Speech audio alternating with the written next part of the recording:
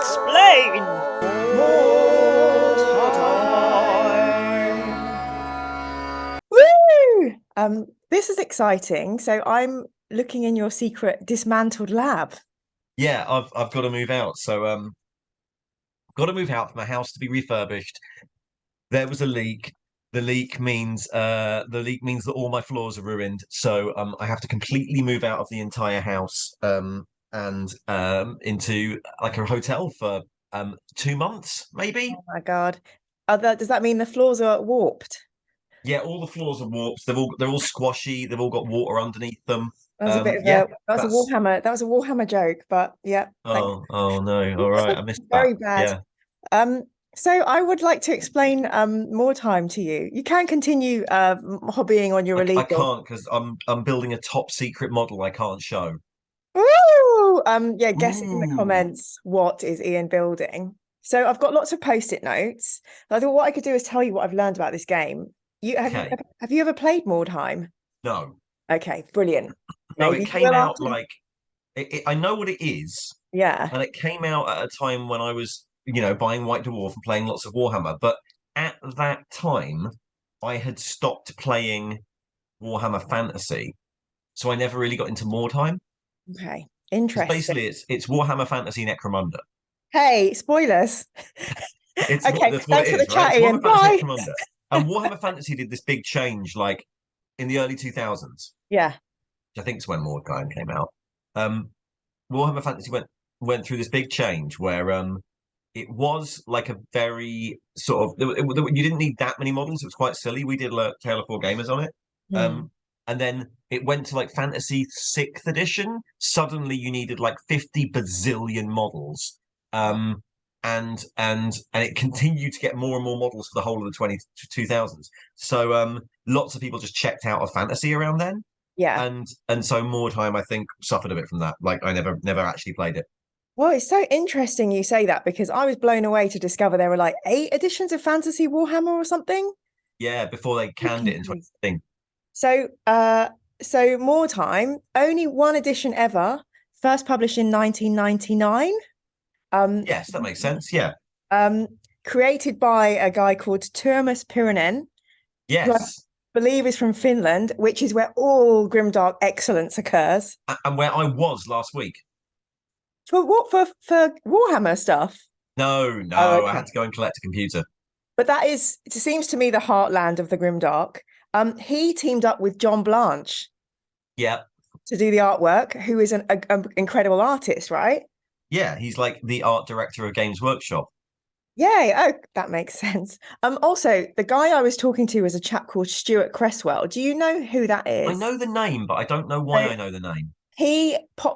I think he's part of the Hate Hackney area tabletop enthusiasts and came to one of the Dan Abnett things. So we've both been in a virtual room with Stuart. Okay. He also does like there's some kind of like Mordheim. He's going to kill me. I'll have to put it in the comments. There's like a tabletop convention in Bournemouth that he does, which will have Mordheim down there. So this game, there was also somebody called Rick Priestley. Yeah, Rick Priestley wrote Warhammer 40K, is one of the big was the lead of the design studio for years and years and years. I've got down here Rock and Roll Gnome. I don't know. Rock and Roll Gnome. Yeah. I don't know. I just said it sounded like a bit of a rock and roller's name. Yeah. But so those people were involved in it. Now, this game, what happened was a double-tailed comet smashed into the land in 1999. That's an actual date in the game. Which is apparently 500 years before actual Warhammer started. Yeah, Warhammer, the old world Warhammer setting was about 2500 something in the Imperial calendar. I'm learning. Okay, cool. So the area where this happened is called Ostermark. Yes. What are you doing? Are you with that tape? I'm taping off bits of a model so I can spray paint it silver. I love your life. Okay, so this double-tailed comet came through the sky, smashed into Ostermark, completely destroyed it, I believe, but left shards of warpstone. Yes. Which you should not get in your eyes because then a demon can take over your soul, which we learned through reading Ravener.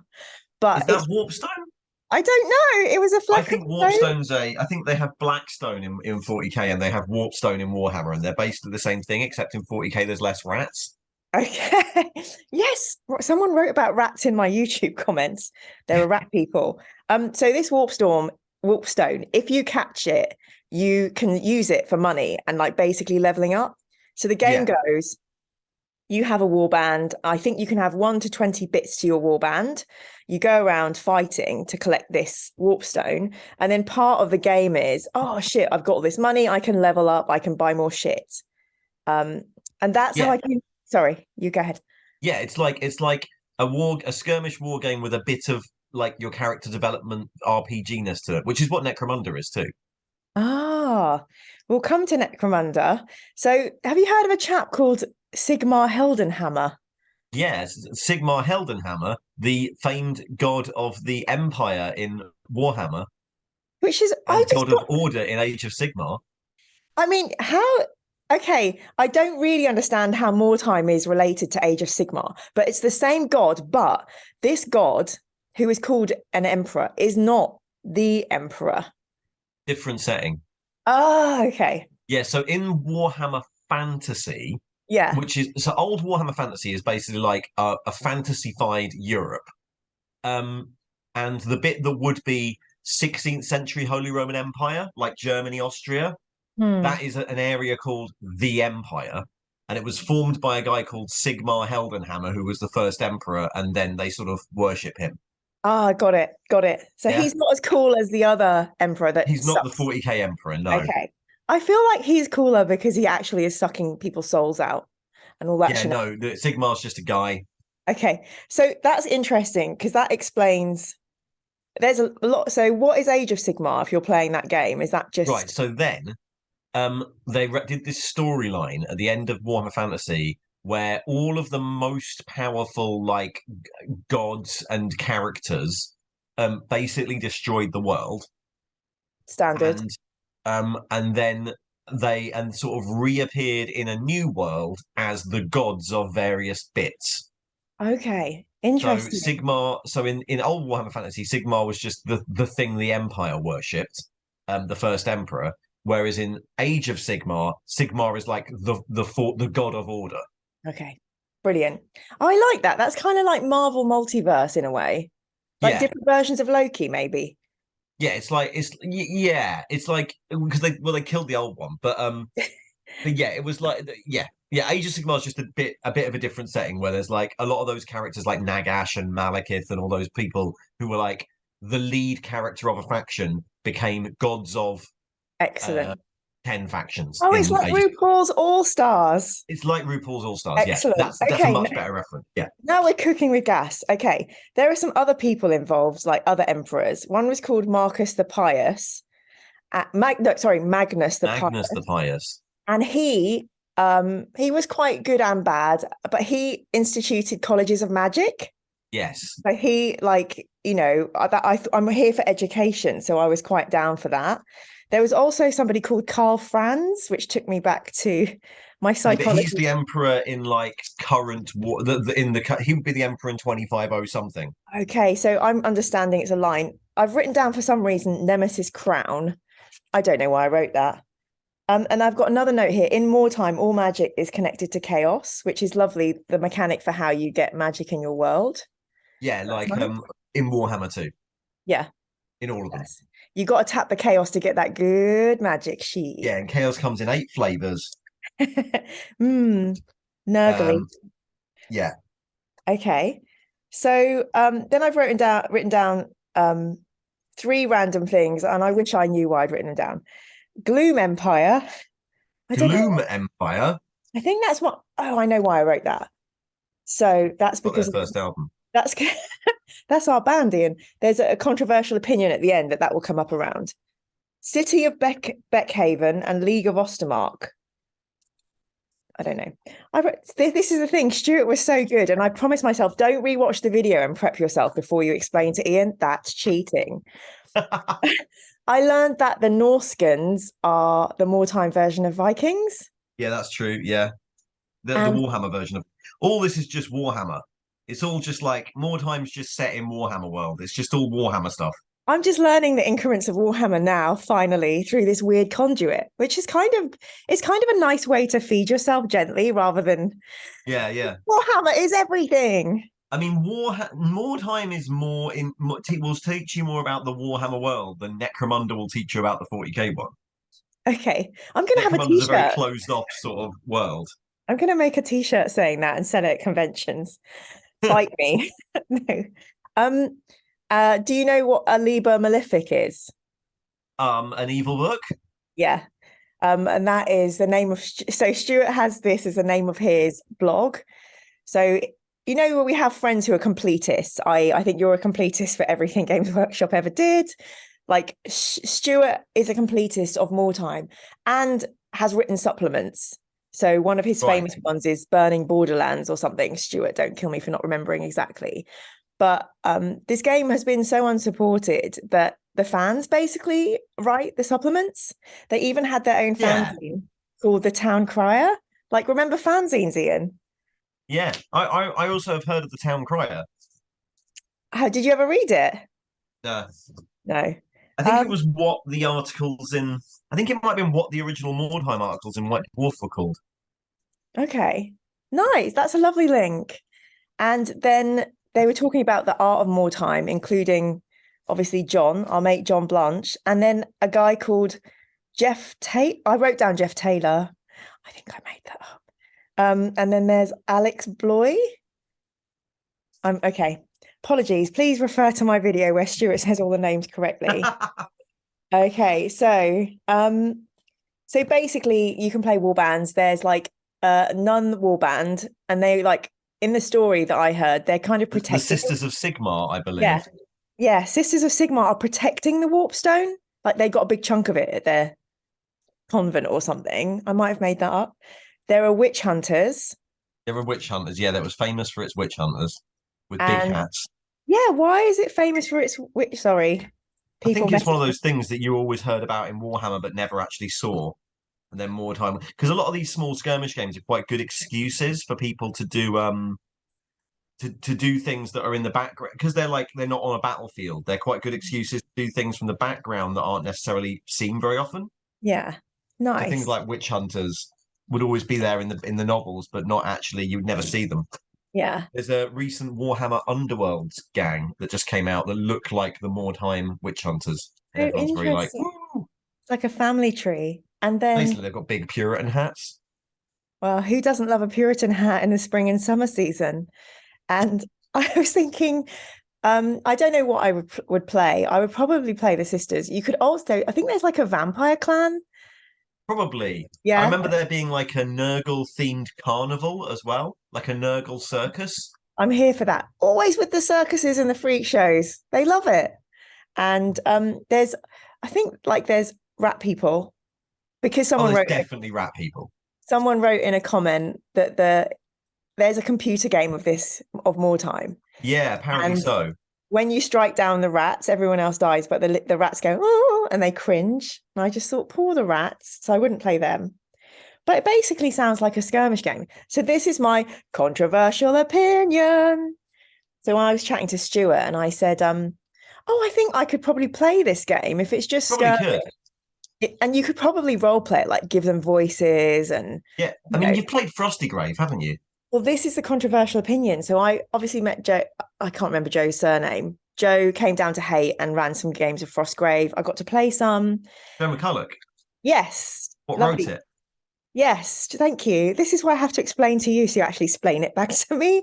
So Joe McCulloch, so I was saying, oh yeah, I could probably play this because it sounds like Frostgrave. And Stuart was like, I actually think that Mordheim was the template for all these skirmish games that came after. Mordheim was the pure, without Mordheim, there would be nothing. So my friend Eric from 28 magazine had asked, what do you think of the links between Necromunda and Mordheim? And Stuart didn't really have a lot of time for that theory. He kind of didn't agree that one informed the other, which I found was interesting. So what are your thoughts on that? I've never played Mordheim, so I don't know if the rules do. But the idea that you have a skirmish band set in a large Warhammer property and then that skirmish band like level up over time, like an RPG. I Yeah. think Necromunda, basically, Games Workshop did Necromunda in 1996, well, which was based on an older game called Confrontation, where they took something in 40k and made a little microcosm of it. And the idea was you collect like 10 to 20 models and you play missions with them, and they're all from different factions in that world, and you level them up over time. So it's like halfway between a skirmish game and an RPG. Okay. Which at the time was quite I don't remember many other games doing that. Like the Right. idea that you do a Warhammer, it's a Warhammer game based around miniatures and gangs, but you also do this pseudo RPG where all of your 10 to 20 guys have names and personalities and abilities and get better. Yeah. Like that, I don't remember that being particularly common in skirmish gaming ever until Necromunda. They then did a version which was like a rush job version a few years later called Gorka Morka, which was the same game, but with you were orcs trying to collect scraps. You had a gang of orcs on their vehicle. And then Mordheim, which like even if the rule I don't know how different or similar the rules are, but the idea that you take Warhammer Fantasy, you make people build little gangs of 10 and 20 people, which you give them all names and they can all get abilities and skills and level up, is definitely, I would say definitely starts in Necromunda. Okay. Well, there we go. Controversial. I think like I don't think there's no link there. Like yeah, even if the actual there's no background link or like Yeah. I don't know what if the rules are similar. I would guess that Mordheim's based on 6th edition fantasy, 5th Well, edition, probably 6th edition fantasy. But I don't know. this may surprise you, but I probably won't be doing a video specifically about the rules. Yeah. Unless I get properly into it, unless someone came on my Patreon and was like 200 quid if you do that. Or maybe it might even be 500 quid to kind of do rules analysis. But I bet you there's a YouTube channel out there doing it. So there is a YouTube channel doing nothing but Mordheim rules analysis yes, to 200 people. And they're fucking fuming watching this, tell you. Right, so thank you for discussing my controversial opinion. I was thinking this is the kind of game. Oh, is there any relevance to the two-tailed comet? Is that a Warhammer thing? I can't remember. There is I can't, there's something in the Warhammer Fantasy background where like the arrival of Sigmar is like a comet or something. Okay. But I can't remember if it was always a twin-tailed comet, the arrival of Sigmar. I think it might have been. I can't remember. Yeah. Well, but that's the thing in that world. That's important. There was this like theory for many years that Sigmar was one of the missing Primarchs. And the Warhammer world existed in the world of 40k. We need to get into those Primarchs. They are intriguing to me. So I'm trying. No, go ahead. Sorry. They're a bunch of silly named Avengers, is what they are. That was an idea, and so there was this idea that maybe that was Sigmar landing or something. But it's kind of, it's not really. I don't think it's ever really properly explained. Okay. I keep trying to wrap this up, but I've remembered two things that amused me. So we keep coming up with stuff to talk about. I hope my sound of masking tape isn't. I mean, I would show you what I'm doing, but I just can't. Oh, you just tease like a corner of a thing. You're so cruel. Doing anything that. So yeah, I mean, they just take away your GW hall pass. You wouldn't be allowed to use the toilets there. So I spoke to Stuart and I was like, why does this game have no dragons? I kind of get it. It's a warband game. I kind of like it because it's kind of collaborative in a way. Yes, you're fighting, but you're kind of trying to build up your little people. But he was saying there's no reason if you wanted to write like a scenario that there could be a unicorn in there or a baby dragon or something. Yeah. So that was quite cute. And you could absolutely have a unicorn in Mordheim. I feel like he was teasing me a little bit, but he was like, oh yeah, I've got 3 unicorns in the top drawer of my hobby, chest of drawers. Well, the thing is, there were unicorns in Warhammer Fantasy. Yes, they were, as they like should the Bretonians, who are like fantasy chivalric French. Oh, fantastic. They had a sorcerer riding a unicorn. Well, perfect. He said this phrase. I don't know if it's a known phrase or Stuart made it up. He said, I've got 3 unicorns in this drawer, 1 to rock and 2 to stock. like want to rock out on the game playing field. So I decided whenever I go to any tournament, as that this is kind of like the training montage before you and I go to the All Valley Champions and I do the crane, Mr. Miyagi. When I go, I'm going to bring one of those little trundle things what you have in your bathroom for all your bits. Yeah, I've got one of those for when I used to play really, really absurdly big heresy armies. Yeah, and in the bottom, the big drawer, there'll be a Titan. And they'll go, oh, what you got in there, Mira? And I'll go, oh, this is my Titan. 1 to rock, 2 to stock. Wouldn't you need 3 Titans for that? Yeah. I'm sure someone on the internet will make one, paint it, and donate it to me. So, anyway, that's a nice little catchphrase we can all use. And I was thinking, who would like to play this? It's probably not really a family game. No. Although I would suggest you could play it around Christmas time because of the two-tailed comet and the story of our Lord and Saviour, Jesus Christ, and the 3 wise men following a star. So that would be the season of the year in which to play it. And Ian, do you think you would like to play Mordheim? I would like to play Mordheim because although my reasoning, well, Stuart won't like it because my reasoning is I like Necromunda. So therefore I'll like Mordheim, right? I can see this going into like a response video where Stuart's like, I'd like to address a few of the I mean, if we ever get the chance, let's play Mordheim together. Let's find some Mordheim guiders. And my last question to you is, I'm out of nowhere. The amazing creator of this game basically saw that I did the video because so I posted it in the Mordheim Facebook group because Stuart is kind of very loved by Mordheimers, I think. So they were like, yay, well done, Stuart. And then Thomas wrote, well done, Mira. I really enjoyed watching this video. It's crazy seeing how people get to learn about this game. I wrote in the 90s. And let me know if you would like to talk any further about it. You should get Thomas on to ask him if it was basically a Necromunda clone. But I was going to say, what question should I ask him? And I don't want it to be that one. Can you think of another question you'd like me to ask? I think it would be interesting, especially because he's not been at Games Workshop for a time.